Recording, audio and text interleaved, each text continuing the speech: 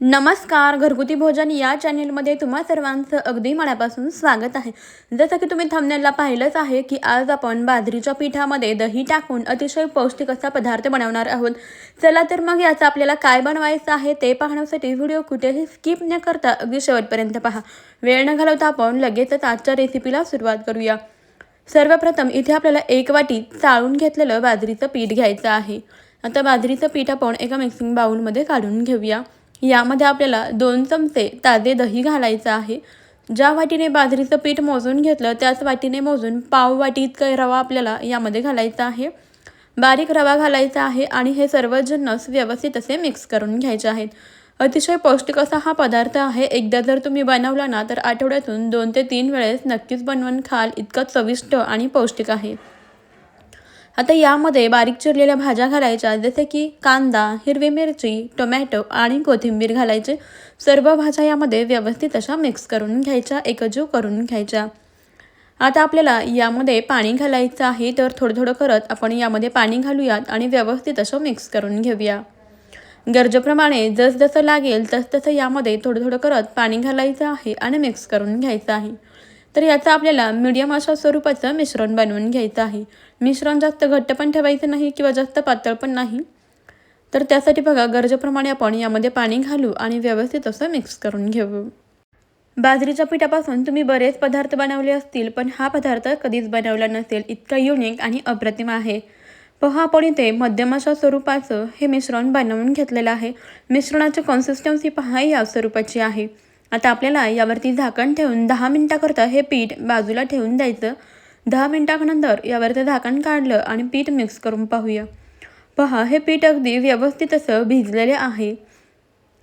आता आपल्याला यामध्ये घालायचं आहे 1 चमचा जिरे, सोबतच चवीप्रमाणे मीठ घालायचं आहे आणि व्यवस्थित असं मिक्स करून घ्यायचं आहे. मीठ घालूया आणि व्यवस्थित मिक्स करून घेऊया, एकजीव असं करून घेऊया. पहा इथे आपल्या पिठाची कन्सिस्टन्सी या स्वरूपाची आहे. आता इथे आपलं बाजरीच्या पिठाचं हे मिश्रण तयार झालेलं आहे. चला तर याचं काय बनवायचं आहे ते पाहूया. मिश्रण तयार झालं की आता लगेचच गॅसवरती तवा ठेवायचा आहे. तवा व्यवस्थित गरम झाला की त्याला ना तेल लावून घ्यायचं आहे. अगदी 1 चमचाभर तेलामध्ये आपला हा पदार्थ तयार होतो. याला जास्तचं तेल वापरायची सुद्धा गरज पडत नाही. इथे तुम्ही तेलाऐवजी तूप किंवा बटरसुद्धा वापरू शकता. तेल लावून घेतलं. आता गॅस आपल्याला लो ठेवायचा आहे. हाताला थोडंसं पाणी लावून घ्यायचं. तयार केलेलं बाजरीच्या पिठाचं मिश्रण थोडंसं पॅनवरती सोडायचं आणि आता हाताने याला व्यवस्थित असं पसरवून घ्यायचं. अगदी हलकंसं असं याला पसरवून घ्यायचं आहे. हाताला पाणी लावून घ्यायचं जेणेकरून हे पीठ आपल्या हाताला चिकटणार नाही. तर इथे आपण याचे असे छोटे छोटे पॅनकेक बनवून घेऊया. याला तुम्ही छोटे असे पॅनकेक म्हणू शकता किंवा मग उत्तप्पासुद्धा म्हणू शकता. छोट्या छोट्या आकारामध्ये आपल्याला बनवून घ्यायचं आहे. आता एकाच वेळेस पॅनवरती आपण 3 ते 4 उत्तप्पे बनवू शकतो. अलगद हाताने याला थोडंसं पसरवून घ्यायचं आहे. इथे तुम्ही मोठ्या आकाराचे किंवा मीडियम आकाराचे सुद्धा बनवून घेऊ शकता. असे लहान लहान हे उत्तप्पे किंवा पॅनकेक बनवून लहान मुलांना दिले ना, पहा मग ते किती आवडीने खातील. बऱ्याच वेळेस पहा लहान मुले भाकरीसुद्धा खात नाहीत. अशा वेळेस त्यांना बाजरीच्या पिठापासून हा पौष्टिक असा पदार्थ नक्कीच बनवून द्या. तुम्ही लहान मुलांना टिफिनसाठी सुद्धा हे उत्तप्पे देऊ शकता. पहा इथे मी 4 छोटे छोटे उत्तप्पे पॅनवरती बनवून घेतलेले आहेत. आता गॅसची फ्लेम आपल्याला अगदी लो ठेवायची आहे आणि लो फ्लेमवरती याला व्यवस्थित असं भाजून घ्यायचं आहे. 4 ते 5 मिनिटानंतर पहा हे उत्तप्पे वरच्या बाजूने कोरडे झाले, म्हणजेच खालून व्यवस्थित असे भाजले गेलेले आहेत. आता वरून अगदी थोडंसं तेल लावून घ्यायचं आणि हे उत्तप्पे पलटवून घ्यायचे. पहा खालच्या बाजूने उत्तप्पे अगदी मस्त असे भाजले गेलेले आहेत. सर्व उत्तप्पे आता आपण पलटवून घेऊया आणि दुसऱ्या बाजूने सुद्धा व्यवस्थित असे भाजून घेऊया. आता अलटीपलटी करून दोन्ही बाजूने हे उत्तप्पे व्यवस्थित असे भाजून घ्यायचे. गॅसची फ्लेम मात्र मध्यम ते लोच ठेवायची, जेणेकरून हे जे उत्तप्पे आहेत ना ते अगदी खमंग भाजले जातात आणि चवीला सुद्धा अतिशय रुचकर लागतात. पहा इथे आपण खालच्या बाजूने सुद्धा हे उत्तप्पे अगदी मस्त असे खमंग भाजून घेतलेले आहेत. अगदी झटपट असे आपले हे उत्तप्पे तयार होतात. यासाठी आपल्याला कोणतीही पूर्वतयारी करावी लागत नाही. सोबतच कमीत कमी तेलामध्ये तयार होतात आणि पौष्टिकसुद्धा आहेत. पहा इथे आपण अलटीपलटी करून हे उत्तप्पे दोन्ही बाजूनी अगदी व्यवस्थित असे भाजून घेतलेले आहेत.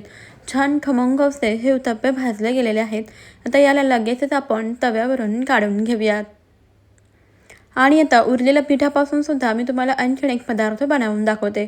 आता उरलेलं जे पीठ आहे त्यामध्ये अगदी 2 ते 3 चमचे पाणी घालायचं आणि पीठ हलकंसं असं पातळसर करून घ्यायचं. याच तव्याला थोडंसं तेल लावून घ्यायचं आणि आता हे उरलेलं पीठ यामध्ये घालायचं आणि चमच्याच्या मदतीने याला अलगद असं पसरवून घ्यायचं. जास्तही पसरवायचं नाही, जसं पसरलं जाईल तसं अलगद असं पसरवून घ्यायचं. इथे आपण सेम पिठापासून बाजरीचा डोसा बनवून घेऊ शकतो. अलगद अशा हाताने याला पसरवून घेतलेलं आहे. आता याला सुद्धा आपल्याला मध्यम गॅसवरती व्यवस्थित असं भाजून घ्यायचं आहे.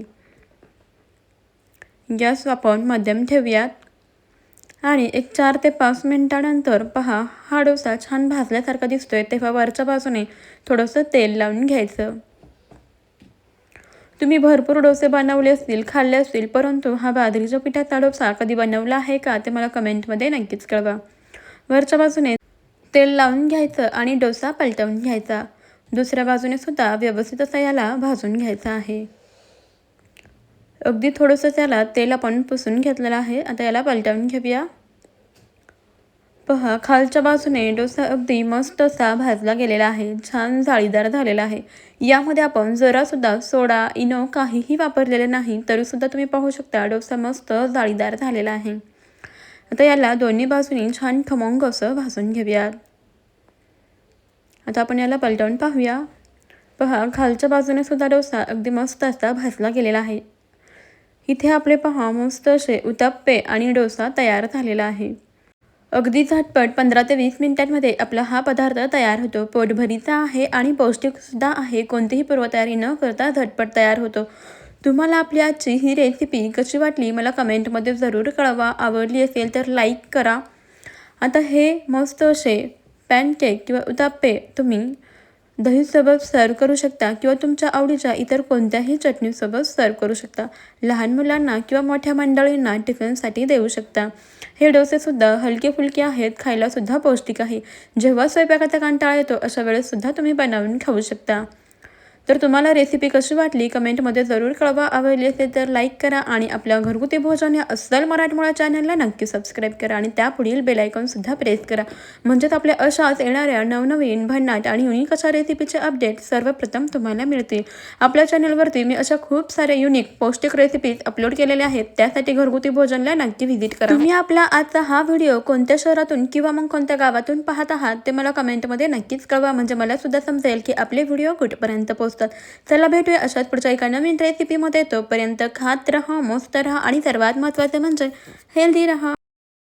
व्हिडिओ तुम्ही शेवटपर्यंत पाहिलात त्याबद्दल तुमचे खूप खूप धन्यवाद. चला मग बाय बाय.